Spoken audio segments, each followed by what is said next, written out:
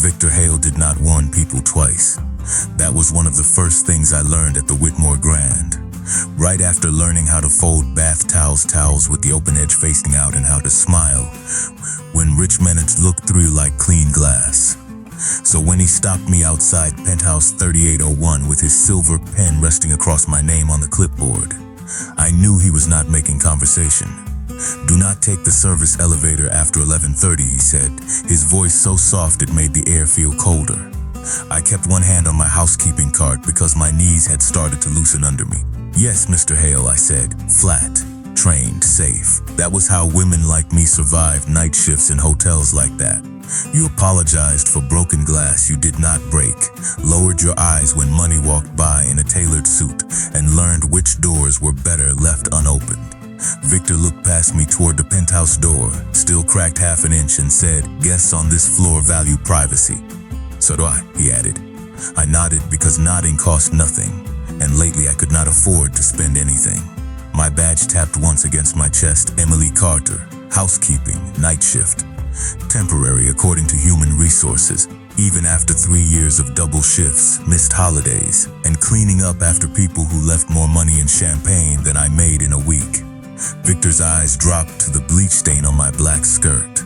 His mouth shifted like he almost enjoyed seeing it there. "Finish the suite," he said, "then go straight downstairs."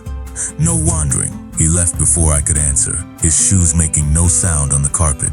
I pushed the cart into the penthouse and let the door sigh shut behind me. The room did not look messy.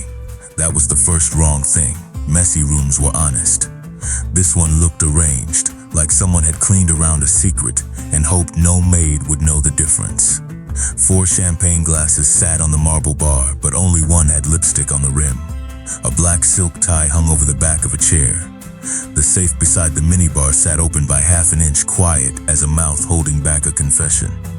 Near the bedroom door, a dark red wine stain spread across the carpet in the shape of a thumbprint. I stared at it too long. I had cleaned that suite at 9:15, before the meeting, before the men in charcoal suits came up and turned the hallway silent. That stain had not been there. My gloved fingers tightened around a pillowcase. Then a phone vibrated, not on the bar, not on the sofa, somewhere low and trapped. It buzzed again and the sound crawled under my skin. I should have called security. I should have backed out of that room, rolled my cart to the elevator, and reminded myself that witnesses do not keep jobs, pay rent, or cover nursing home bills. My mother's care payment was due Friday. My rent was due Monday. Women like me did not survive by becoming brave at the wrong hour. But the phone buzzed a third time from behind the minibar safe, and I crouched before fear could talk me out of it. The black corner of a device was wedged behind the metal, hidden where no guest would drop it by accident. I reached in, pulled it free, and the screen lit in my palm. One message waited there. "Moretti walks into the vote blind unless the maid talks." For a second, the penthouse narrowed to that sentence in the sound of my own breath. Moretti. Everybody in the hotel knew that name, even if nobody said it too loud. Elevators were cleared for Adrian Moretti. Managers straightened their jackets when he entered the lobby. Men who scared other men lowered their voices when he walked past. The phone buzzed again before I could think. Find her before she reaches the cameras. My thumb slipped against the glass. I shoved the phone into my apron pocket, grabbed the cart, and pulled the door open. The hallway outside stretched long and white under recessed lights, empty, too empty.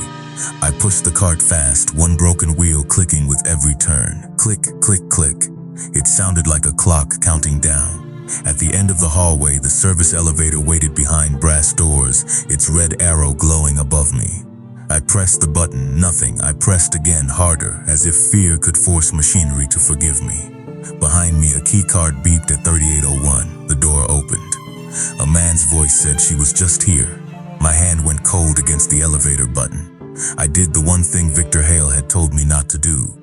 I abandoned the cart and stepped in front of the service doors like a prayer could move steel. The phone vibrated against my thigh. I pressed my palm over the apron pocket. The footsteps behind me slowed, not rushed, not panicked, but confident. Whoever he was, he already knew I had nowhere left to go. The elevator chimed. The door slid open with a soft silver breath, and relief rose in me so fast I almost whispered, "Thank God." Then I looked up. Adrian Moretti stood inside, still as a verdict, dressed in charcoal wool, with two men behind him and pale gray eyes that moved my face to the pocket of my apron. He did not grab me. He did not raise his voice. He only placed one hand against the door before it could close. "What exactly are you carrying, Miss Carter?" he asked. My name in his mouth frightened me more than a threat would have. Behind me, the hallway held its breath. In front of me stood the man the message had warned about. And between us, under cheap black fabric, was a phone somebody wanted badly enough to ruin my life. The elevator smelled faintly of lemon polish and expensive leather. I stepped inside because staying in the hallway felt worse, but every part of me wanted to press myself flat against the wall and disappear. Adrian's gaze did not leave my apron pocket. "That phone," he said, calm voice, sharp edge. I opened my mouth, but the truth stuck somewhere in my chest. The bell chimed as the doors closed, soft and polite, like the hotel was not lowering me into something I might not climb out of. One of his men shifted behind him, a small scrape of shoe against metal. The phone vibrated again. I flinched before I could stop myself. Adrian saw it. "You understand the risk you just took?" he asked. I nodded, even though I did not. Not really. I understood rent. I understood hospital bills. I understood a manager deciding a woman was disposable because she saw the wrong thing at the wrong time. But I did not understand men like Adrian Moretti, men whose silence filled an elevator more heavily than shouting. I looked toward the security camera in the corner, then toward the floor numbers ticking down with painful slowness. 37, 36, 35. Somewhere below, Victor would be waiting with his smooth voice and his clipboard. He would not need proof to destroy me. He only needed me to look guilty. Adrian pressed the lobby button, though it was already lit. "You found it upstairs," he said, not quite a question. My fingers curled into the apron fabric. "Behind the safe," I whispered. "After your meeting," his eyes narrowed, not at me but at the words. The phone buzzed again, but when I dared glance down, the screen had gone dark. Someone had locked it remotely. The last notification still burned in my mind. "Find her before she reaches the cameras." Adrian watched my face change. He did not ask me to hand it over. He did not take one step closer. That was the first thing about him I did not expect. Power, I had learned, usually reached. His did not have to. The elevator slowed near the lobby. Through the narrow seam of the doors, I could see marble shining under chandeliers and Victor Hale, standing near the concierge desk with his arms folded. Caleb lingered a few feet behind him with a clipboard he did not need. My stomach dropped. Caleb had once brought me coffee during double shifts, once waited beside me in human resources while I filled out emergency contact forms for my mother, once sounded kind enough for me to mistake it for safe. That was before kindness became checking my schedule without asking. Before he waited outside my apartment when I stopped answering. Before Victor started calling me difficult after I refused dinner. Adrian's wrist moved slightly, the smallest gesture toward the open lobby. "Speak or move," it seemed to say. "Choose before they choose for you." The doors opened. Victor's eyes found me first, then my apron pocket. "Emily," he said, smooth as polished wood. "You've been tampering again." He said it loud enough for the night clerks to hear. Loud enough for the couple by the fireplace to turn their heads. Loud enough to make my face burn before anyone had proven I had done anything wrong.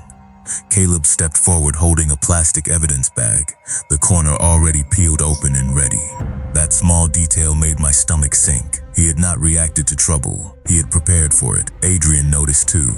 His gaze moved from the bag to Caleb's hand, then to Victor's face. "Interesting," he one word, not loud, not angry. Still, everyone at the desk stopped moving. Victor gave a smooth little laugh. "Mr. Moretti, I apologize. Internal staff issue. We've had small items go missing from VIP floors. Then you will not mind handling it properly," Adrian said. He stepped past me, close enough for his sleeve to brush the cart handle. "Call up the hallway footage." Victor's pen froze against the clipboard. Most people would have missed it. I did not. Men like Victor trained their faces, but their hands told the truth. "Of course," he said. "Unfortunately, the 38th floor cameras are undergoing maintenance." Caleb looked down too fast. My nails bit through the glove. Maintenance, I thought, the word people used when the truth became inconvenient. Adrian turned his head toward the security alcove behind the front desk. "All of them, temporary outage," Victor replied. 10 minutes at most. The service elevator camera? Same system. Lobby camera. Victor hesitated. There it was, a crack thin enough to hide under polish. Adrian did not smile. "Pull the lobby feed." Caleb cleared his throat. "Sir, with respect, we need to search her first." His hand reached toward my apron. I stepped back before I could stop myself, bumping the cart hard enough to rattle the glass cleaner bottles. The sound rang across the marble. Shame rose hot in my throat. I saw the clerk's eyes flick to my pocket. I saw the woman by the fireplace whisper to her husband. I saw Victor's satisfaction settle into place. He wanted me to twitch. He wanted me small, frightened, easy to dismiss. Caleb came closer. "Emily, don't make this worse." He used my name the way he used to in the employee parking lot, low and private, as if he still had a claim on the air around me. My throat tightened around everything I wanted to say. Adrian looked at Caleb's hand, then at my face. "Do not touch her," he said. The words landed clean, not sweet, not dramatic, final. Caleb stopped with his fingers 6 inches from my apron. Victor's expression cooled. "This is my hotel staff. This is my floor," Adrian said. And my meeting was compromised. The lobby changed temperature. Even the bellman near the doors went still. Adrian reached into his jacket, removed a slim black card, and set it on the concierge desk with 2 fingers. "You have 60 seconds to show me the lobby footage," he said. "Or my attorney asked why your manager tried to search an employee without human resources present after a surveillance failure on a restricted floor." Victor stared at the card like it had insulted him. Then slowly he nodded to the night clerk. Her hands shook as she unlocked the monitor. The screen flickered from the empty bar to the lobby entrance, then to the service elevator bank. Timestamps rolled backward. My body appeared on screen, small and pale under the brass lights, one hand pressed to my apron. The elevator doors opened. Adrian appeared behind me. Then another figure moved at the far edge of the frame near the stairwell. Victor. Not in the lobby where he had claimed to be. Not downstairs waiting on a report. He was stepping out of the service stairwell less than 30 seconds after I had run from the penthouse. In his right hand was a white towel folded around something dark. My breath caught. Adrian leaned closer to the screen. "Freeze it," the clerk did. Victor stopped blinking.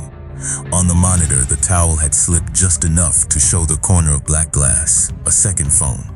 Victor's pen rolled off the clipboard and struck the marble with a tiny bright sound. No one moved to pick it up.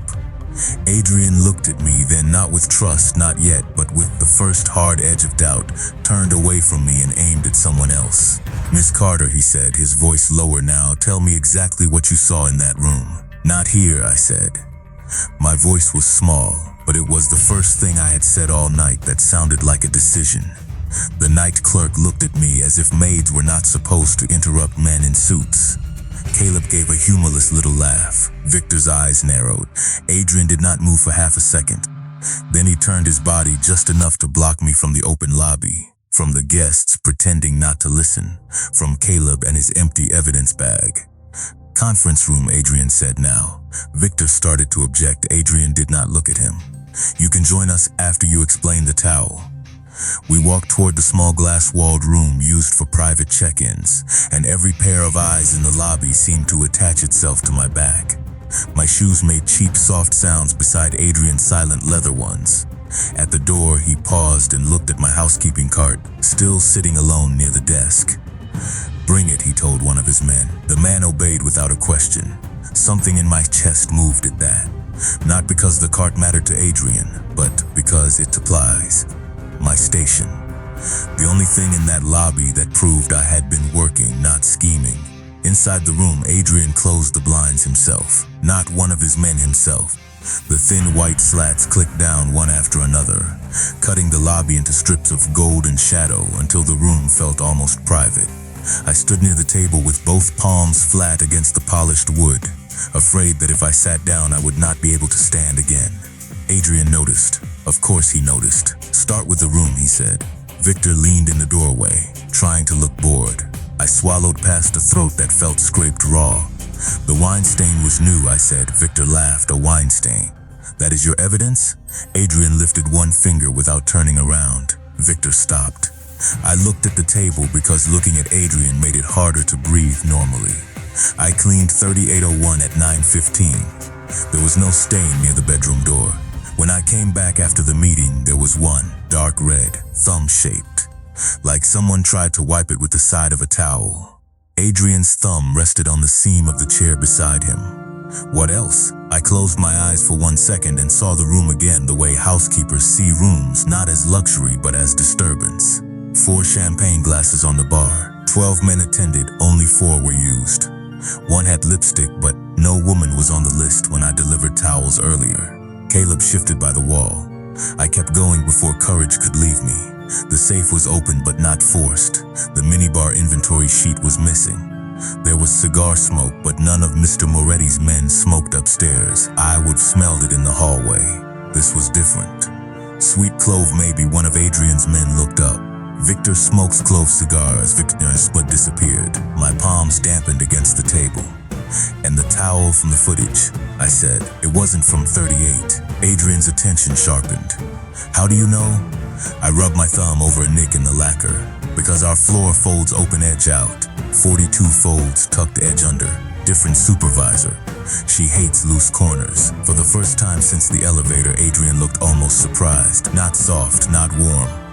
Just caught off guard that I knew a language nobody rich enough to stand in that room had bothered to learn. He turned to his man, 42. Lean-in closet, service stairwell now. The man left. Victor stepped forward. This is absurd.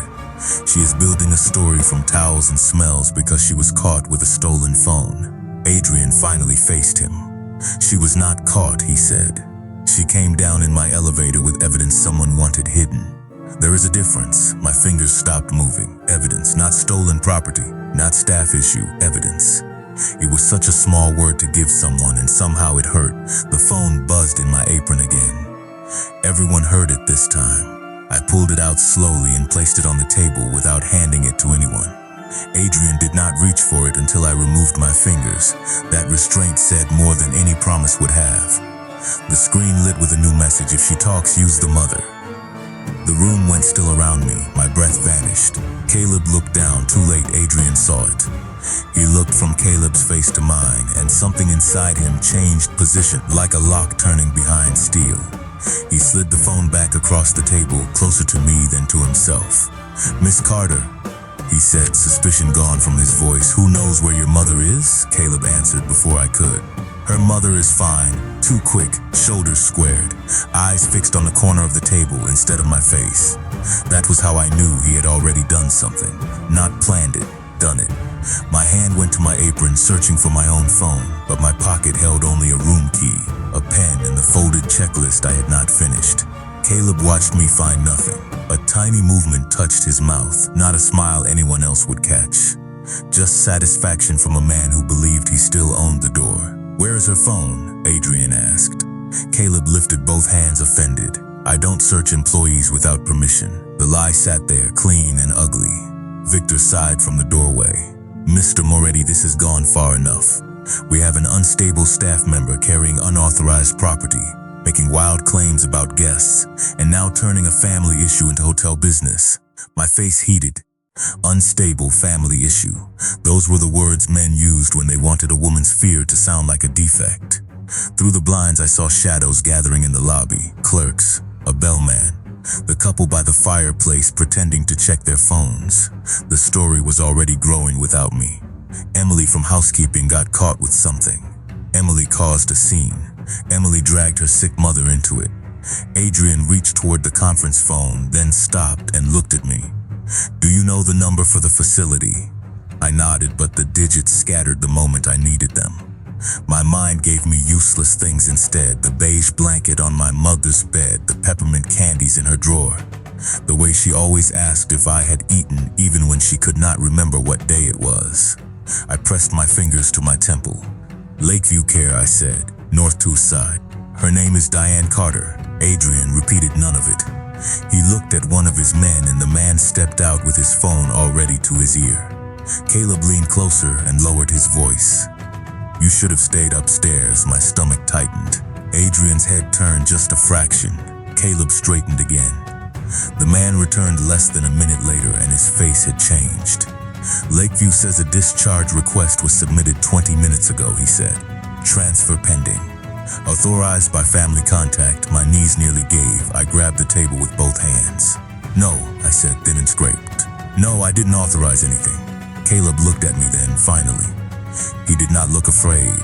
He looked tired of my resistance, which was somehow worse. Emily, you listed me as emergency contact last year. I remembered the form. I remembered standing in human resources after a 16-hour shift while Caleb waited beside me with coffee. Charming then, useful then, before useful turned into ownership. That was before, I said. He spread his hands. Before what? The room held its breath around the question. I could feel the answer pressing against my teeth. Before you checked my schedule without asking. Before you stood outside my apartment when I would not answer. Before you told Victor I was trouble because I would not have dinner with you anymore. But saying any of that in front of these men felt like stepping outside without skin. Victor saved him when a crisp clap. Enough. The hotel cannot be responsible for her domestic drama.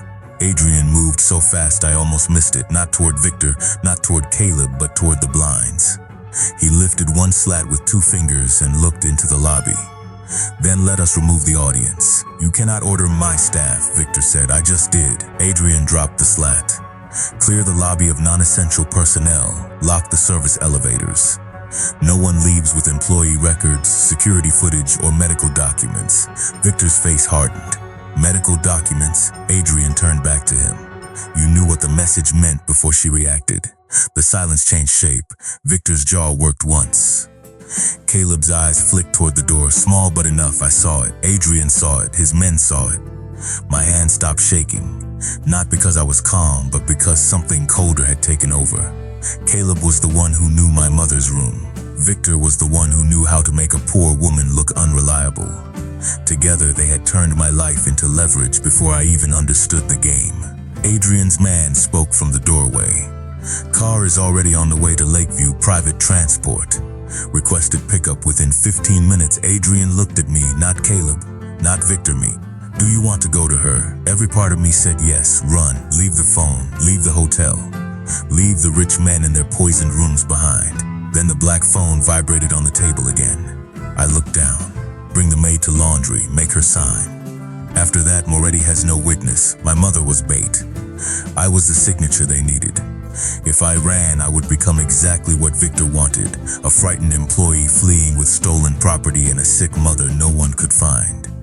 Lifted my hand from the table. It left a damp print on the wood. No, I said barely above a whisper. Caleb blinked. Victor stared. Adrian did not move. Send someone to my mother, I said. But I'm staying until they cannot call me a liar anymore. Adrian held my gaze for one measured second, then gave a single nod. It was not approval, it was a vow without decoration. Outside the conference room, somewhere beyond the blinds, the lobby doors locked with a soft final click. The laundry room smelled of detergent and damp fabric. Ordinary smells turned sharp by the hour. The dryers hummed under fluorescent lights that made every face look tired and guilty. I pushed my cart down the narrow aisle, each wheel squeaking against the tile. Adrian walked behind me, close enough that his presence made a line no one crossed, far enough that I still had to move on my own. Caleb and Victor lingered near the folding tables, pretending to supervise, but their eyes never left my hands. The black phone in my apron pocket pressed against my thigh like a second pulse. Adrian's hand hovered near the cart handle without touching it. That tiny restraint steadied me more than comfort would have. I set the cart beside the washers and brushed my fingers over the folded linens. One towel slipped, just slightly. A corner of black glass showed beneath it. Victor's gaze caught the movement. His lips twitched, confidence returning too soon. He stepped closer, reaching as if he had finally found the ending he wanted. There, he muttered. Adrian's eyes stayed on mine. He had noticed the fold, the angle, the fact that I did not panic. I adjusted the towel with 2 fingers, letting the corner catch the overhead light. Not enough for Victor to understand, enough for Adrian to see. Caleb tilted his head, reading me the way he used to when he wanted to know whether I would give in. He did not see what I saw. The towel was from 42, the fold was wrong for my floor. And the phone under it was not mine.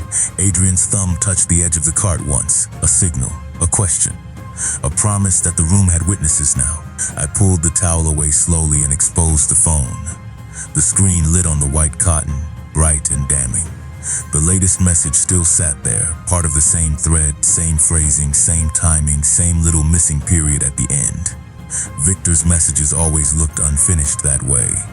Even his staff memos had that habit, like nothing was complete until he approved it. Caleb saw it when I did. His face emptied. Adrian reached for the device, but not before the hallway camera caught it where it had been hidden. Then he laid both phones side by side on the folding table. The laundry room went quiet. Victor tried to laugh. It came out dry and broken. Adrian did not raise his voice. He did not have to. "This was the towel you carried from the service stairwell," he said. Victor's mouth opened, then closed. Caleb whispered, Emily softer now, reaching for the version of himself I had once trusted. I stepped back before his hand could touch my sleeve. Not far, just enough. Adrian did not move for me. He let me make the distance myself. That mattered more than I expected. One of Adrian's men entered with a tablet and turned it toward the room. Lakeview Care appeared on a video call, the night supervisor standing beside my mother's bed. My mother was asleep, one hand tucked under her cheek, silver hair loose against the pillow, safe still there. The breath I had been holding all night left me so suddenly I had to grip the cart. Adrian glanced at me, then away, giving me the mercy of not being watched while I almost broke. "Transfer canceled," his man said. Facility confirmed the request was unauthorized. Victor's mouth tightened. "This is theater." Adrian lifted the towel with 2 fingers and placed it in a clear bag. "No," he said. "This is documentation." The hotel attorney arrived pale and half-dressed in a wrinkled suit, looking like someone had pulled him out of sleep and into a fire. Adrian turned to him. "You will preserve every camera feed, every access log, every employee file touched tonight, and every message sent from Mr. Hale's devices." The attorney nodded so fast his glasses slipped down his nose. Caleb said my name again. I looked at him, and this time I did not lower my eyes. "You used my mother," I said. He opened his mouth. Nothing useful came out, no apology, no explanation that could survive the light. Security escorted him first, not roughly, not dramatically, just firmly enough that everyone understood the old rules had changed. Victor followed after refusing twice. His shoes squeaked once on the tile. That tiny sound stayed with me. For 3 years he had moved through the Whitmore like the floor belonged to him. In the end, even the floor told on him. By sunrise, Adrian moved the investor meeting from the ballroom to the lobby because, he said, witnesses mattered when payroll could be bought. I stood near the front desk in my black uniform, bleach stains still on my skirt, hair pinned badly, both hands around a paper cup of coffee I had not tasted. The night staff gathered in frightened clusters, housekeepers, bellmen, desk clerks, people who had spent years learning how to disappear. Adrian moved so fast I almost missed it, not toward Victor, not toward Caleb, but toward the blinds. He lifted one slat with 2 fingers and looked into the lobby. "Then let us remove the audience." "You cannot order my staff," Victor said. "I just did." Adrian dropped the slat. "Clear the lobby of non-essential personnel. Lock the service elevators.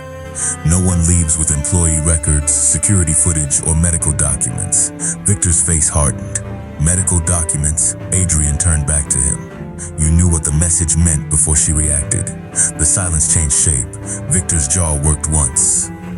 Caleb's eyes flicked toward the door, small but enough. I saw it. Adrian saw it. His men saw it. My hand stopped shaking. Not because I was calm, but because something colder had taken over. Caleb was the one who knew my mother's room. Victor was the one who knew how to make a poor woman look unreliable. Together they had turned my life into leverage before I even understood the game. Adrian's man spoke from the doorway. "Car is already on the way to Lakeview, private transport. Requested pickup within 15 minutes. Adrian looked at me, not Caleb, not Victor, me. "Do you want to go to her?" Every part of me said yes. Run. Leave the phone. Leave the hotel. Leave the rich men in their poisoned rooms behind. Then the black phone vibrated on the table again. I looked down. "Bring the maid to laundry. Make her sign." After that, Moretti has no witness. My mother was bait. I was the signature they needed. If I ran, I would become exactly what Victor wanted, a frightened employee fleeing with stolen property and a sick mother no one could find. Lifted my hand from the table. It left a damp print on the wood. "No," I said barely above a whisper. Caleb blinked. Victor stared. Adrian did not move. "Send someone to my mother," I said. "But I'm staying until they cannot call me a liar anymore." Adrian held my gaze for one measured second, then gave a single nod. It was not approval, it was a vow without decoration. Outside the conference room, somewhere beyond the blinds, the lobby doors locked with a soft final click. The laundry room smelled of detergent and damp fabric. Ordinary smells turned sharp by the hour. The dryers hummed under fluorescent lights that made every face look tired and guilty. I pushed my cart down the narrow aisle, each wheel squeaking against the tile. Adrian walked behind me, close enough that his presence made a line no one crossed, far enough that I still had to move on my own. Caleb and Victor lingered near the folding tables, pretending to supervise, but their eyes never left my hands. The black phone in my apron pocket pressed against my thigh like a second pulse. Adrian's hand hovered near the cart handle without touching it. That tiny restraint steadied me more than comfort would have. I set the cart